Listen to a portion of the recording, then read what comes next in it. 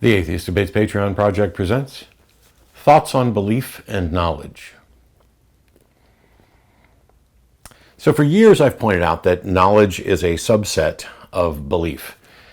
And I've tried to explain this a number of different ways. And for whatever reason, people keep emailing in or calling in saying, no, you've got it backwards.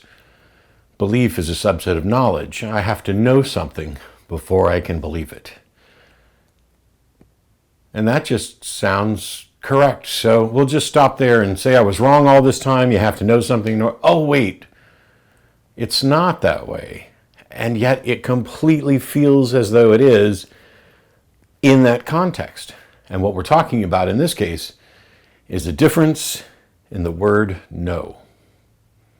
I've often wondered if this same confusion exists in other languages. Because when I talk about knowledge being a subset of belief, I'm not saying anything that's remotely controversial. I'm talking about knowledge from a philosophical standpoint of beliefs that are, in a normative sense, justified and true. For ages, we've been trying to figure out exactly what constitutes knowledge, and it's the entire study of epistemology. It's how do we know what we know, and how can we justify what we know, and why would we say we know something? Well, in that sense, the standard kind of definition from philosophy is that knowledge is justified true belief, which means here's a belief, and it happens to be true because some beliefs may not be true, and we have good justification to believe that it's true. And therefore, if those three things come together, then we have what we call knowledge, and the entirety of science is the pursuit of knowledge, and that's the goal, is to have knowledge. And so we must have a definition of knowledge, and knowledge is justified true belief, and therefore knowledge is a subset of belief, so boom. And then somebody will email and say, no, you've got it backwards. I have to know something before I can believe it. And this is a curiosity of the English language, and I don't know how many other languages it applies to, but what's happening here is that when they say I have to know something, they're not talking about knowledge in the sense of epistemology. They're talking about awareness. The word know, as an English word, can be used in a lot of different senses. Hey, I know Tim. Well, that doesn't mean I have knowledge that Tim. It could be viewed as I have knowledge that Tim exists, or I am aware of Tim's existence. But if we're talking about a proposition, something that you would accept, and somebody presents the proposition, of course you have to be aware of the proposition before you can assess it. That's not what we're talking about. And so I want to look at the relationship of belief and knowledge. This is a video, a topic that I've addressed on the show many times, and before the Atheist Debates project, there was a foundational series. And so we're kind of going back a little bit, because I would think after so many years of doing this that it wouldn't be, every other week or so that there are people emailing in to say, no, you've got the whole belief knowledge thing backwards. Like, I know a lot of things that I don't believe. No, that just means I am aware of claims that I do not accept. When we talk about belief, we're talking about the acceptance of a proposition. And by the way, I'm going to use my sort of esoteric colloquial definitions because I think they most accurately map to what we're talking about most of the time. If you don't agree, you can make a case for that. If you want to say, according to Stanford EDU's philosophy fight, belief means this, fine, you're citing an authority. I'm not denying that that is a valid usage or anything else. But for clarity, this is how I think about it. A belief is essentially a brain state that accepts a proposition is likely true. Hang on, Matt. You just defined a belief as the state of accepting a proposition is true. Yes, that's not the way beliefs work. Beliefs aren't discrete things that exist in a vacuum. That's complex. Yes, I'm aware of that. I'm aware that none of my beliefs exist in a vacuum, that all of the things I accept work together in a network to allow me to assess other claims and perhaps shortcut a route to acceptance of those claims. But it's still reasonable to say, in the same sense that You might as well be arguing that, well, let's just throw out propositional logic because propositions aren't the sum total of existence. You're correct. But assessing individual propositions is what allows us to put together syllogisms, which assessing those propositions discretely rather than two at a time, one at a time, allows us to evaluate propositional claims. It's an incredibly valuable tool. And there's no problem at all with looking at whether or not an individual accepts a proposition as this being a belief. It's not like words have some sort of intrinsic required meaning. By and large, when you say, I believe X, you are saying, I accept that X, whatever the proposition is true or most likely true. And I always go with most likely true because one of the problems with defining knowledge as justified true belief is, hang on, what counts as justification? All right, that's where we talk about, hey, I'm a skeptic, and we talk about the nature of evidence and how much evidence is required to accept something and what quality of evidence is required to accept something. But the second part of that, justified true belief, maybe truth is something that we can't identify. Even with a conformist view of truth, which is my view of truth is X is true if X conforms with reality, is still contingent on my senses and my inability to have absolute certainty, something else that we've talked about recently. And so it may be that truth, capital T truth, is unattainable, and that relative truth, lowercase truth, that this comports with reality, is dubious.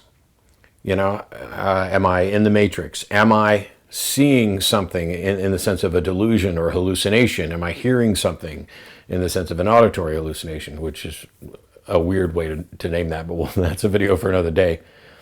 And so when we look at this, we're saying,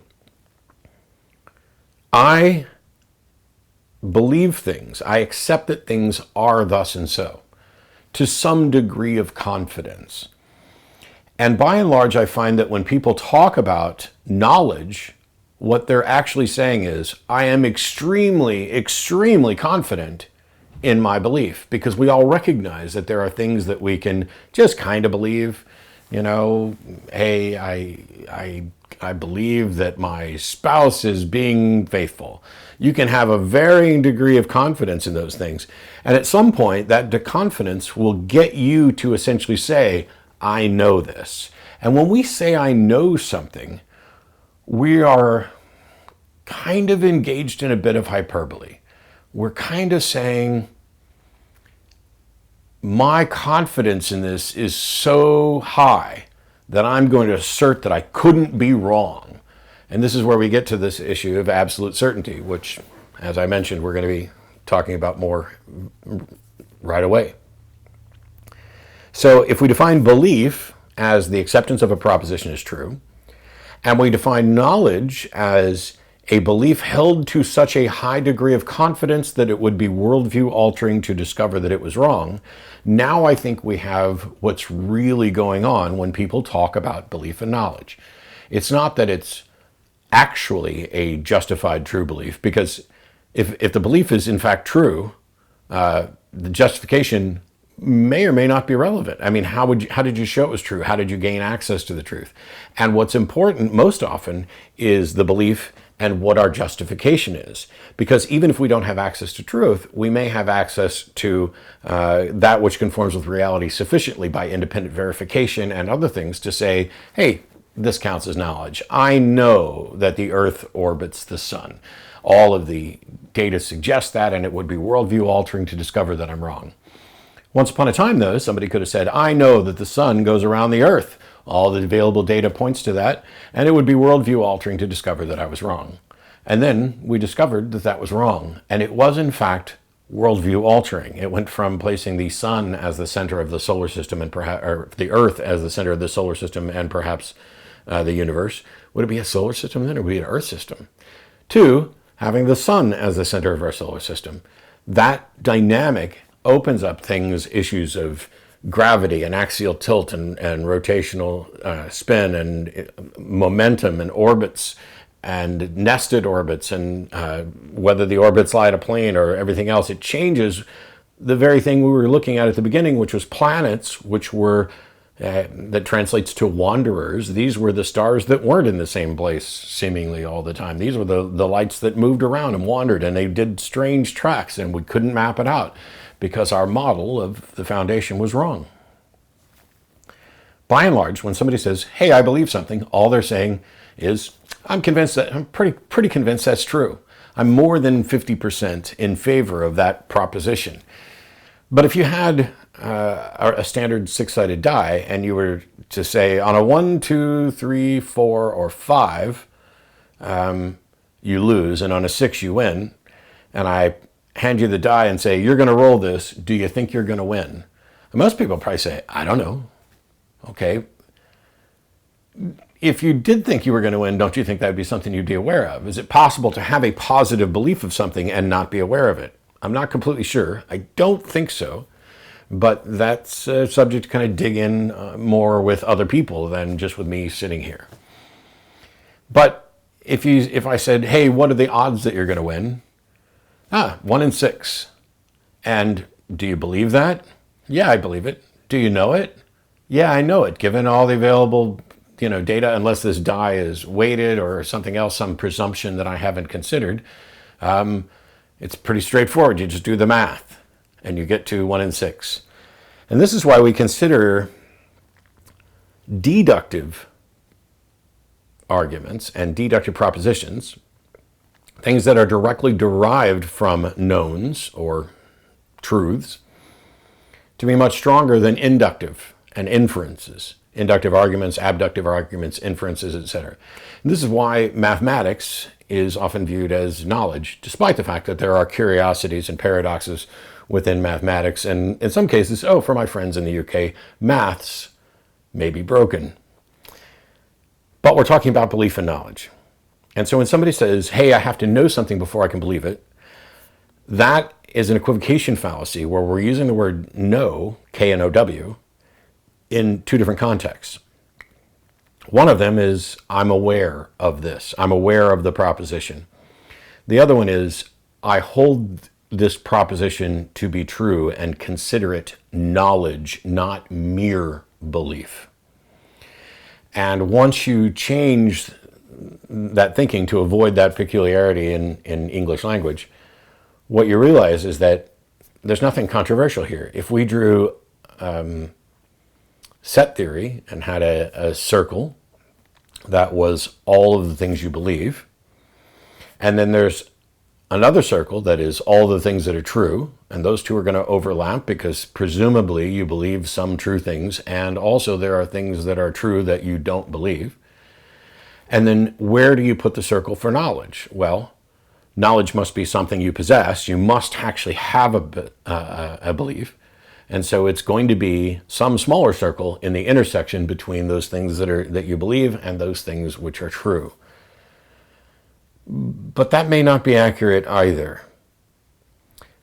In the same way that it's possible to have a rational belief about a proposition, like I believe the sun goes around the earth. At one point, that was entirely rational. It was never true. And it was considered knowledge, despite the fact that it wasn't true. And I would argue that at the time, it was correct to consider it knowledge. Now, this puts knowledge into a new category where it's not something that's necessarily true. It's just a justified belief. But I would argue that it's more like a strongly justified belief. Like, as I've defined it previously, knowledge is a belief held to such a high degree of confidence that it would be worldview altering to discover that you're wrong. So for the people who say, I need to know something before I can believe it, no. Well, you need to be aware of the proposition in order to assess it. Then you need to have knowledge of other things. You need to be aware of things and know things in the epistemological sense in order to have a data set and an understanding of the foundations of sound epistemology in order to get that belief to such a high degree of confidence that you consider it knowledge. There's one final thing that throws a wrench into some of this, and that is Matt, this entity, has knowledge. But humanity also has knowledge. We as human beings know things. And so while my niece may not know calculus, may not comprehend, understand calculus, and that's another usage of the term know, may not know, as in being aware of the principles of calculus, and may not know, in the epistemological sense, the reliable accuracy of calculus.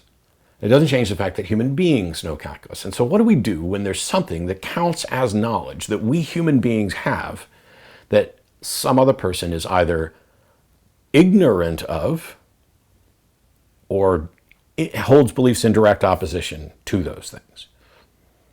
In some cases, if they're just ignorant of, education seems to be the key.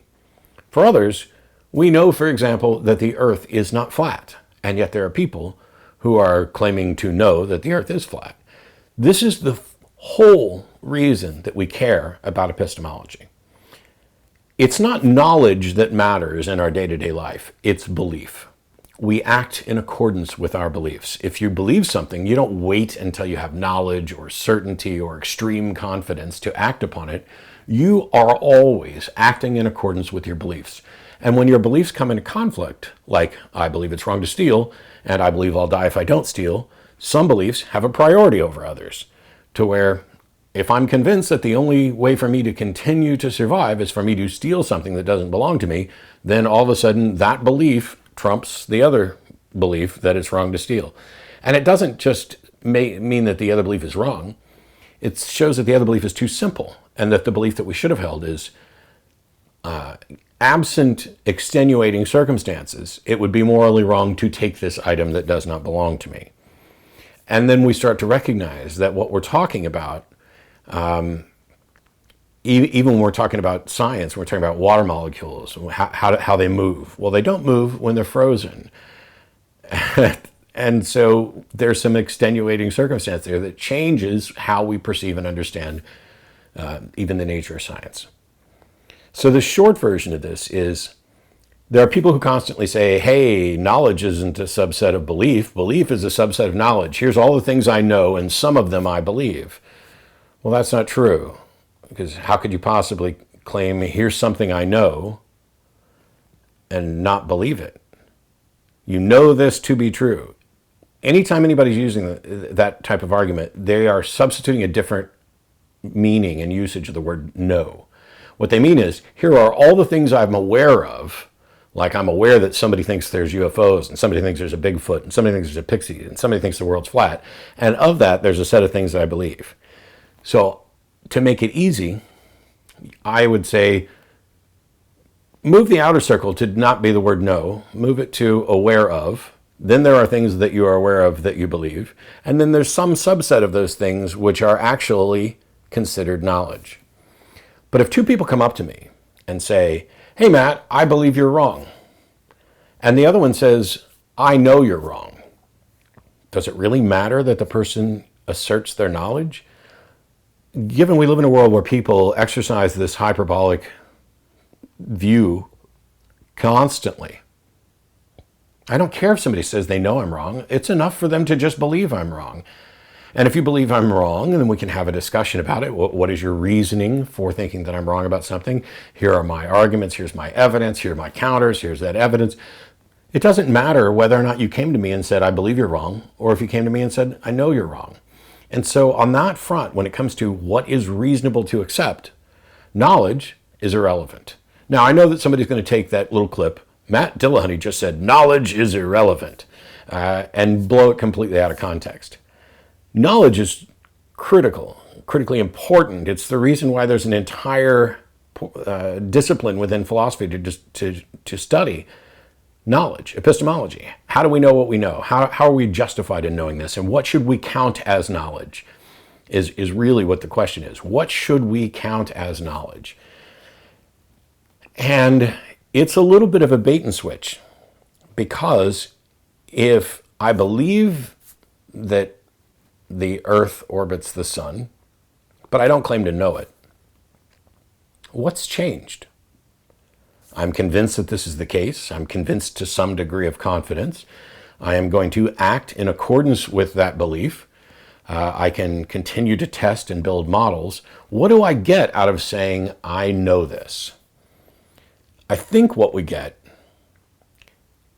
is a potentially dishonest and inaccurate method for shutting other people down. Now, that sounds bad. Hang on, are you saying that, knowledge is just hyperbole and it's just used to silence people? No, not merely used for that, but frequently used for that. And typically when it's used in that way, it's done when a discussion about the belief and whether or not that belief, that the acceptance of that proposition is warranted, it's done where we run into problems with justification.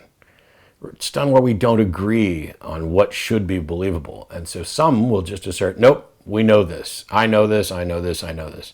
I know that I know that I know that I know that Jesus Christ is Lord. I can't count the number of times growing up in churches I heard that. It wasn't just a belief. It wasn't just a religion. It was a personal relationship with the risen Lord. And I know that I know that I know that I know, which doesn't really tell us anything other than I really believe that I really believe that I really, really, really, really, really believe. And this is why when I talk about belief and knowledge, I mention that knowledge is a subset of belief. Here's all the things I believe. Some of them rise to the level of being knowledge. Maybe it's that notion of rising to the level that flips the Venn diagram for some people. Maybe they look at this as, in set theory, as here's a set of beliefs and some of them will rise to the level of knowledge. It's not the way Venn diagrams work. The smaller circle is the most specific. It would be like, writing systems, alphabets without curves, and then, some sort of symbolic alphabet, etc. You're getting more specific as you get to the subset. It may also be that a lot of people just don't understand what subset means. And I don't know, you can come up with a gazillion examples. Probably the easiest one is, here's a set, automobiles. And within that set, there's a subset of automobiles that are Chevrolets. And within that subset of Chevrolets, there's another subset that is the Silverado. Or you can get more specific in a number of different areas. But I wanted to describe how I'm using the term belief. For clarity, belief, I accept a proposition is likely true. And the only reason we don't say true is because truth may in fact be unattainable and may be non-demonstrable. Knowledge is a belief held to such a high degree of confidence that it would be worldview altering to discover that I'm wrong. How does this apply to the statement, God exists? Well, I know people who believe a God exists, and I used to believe a God exists, and the label for that position on that proposition is theism.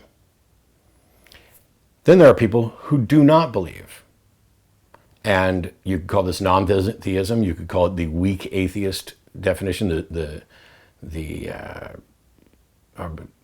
I'm not going to remember the other one off the top of my head, because the truth is, it doesn't matter.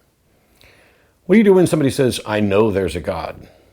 What do you do when someone says, I believe there's not a God? Or when they claim to know there's not a God? Well, we're going to have to dig in on those things when we get to some Q&A from listeners. But belief and knowledge. There's a set of things you believe. There's a set of things you know, which is a subset of those things. The only remaining outlier question about this particular structure, is it possible that there's something you believe and yet aren't aware that you believe? And maybe the answer is yes. But is there anything that you know that you don't believe? As far as I can tell, the answer to that is no. Knowledge is in fact a subset of belief. We'll see you next time. Bye-bye.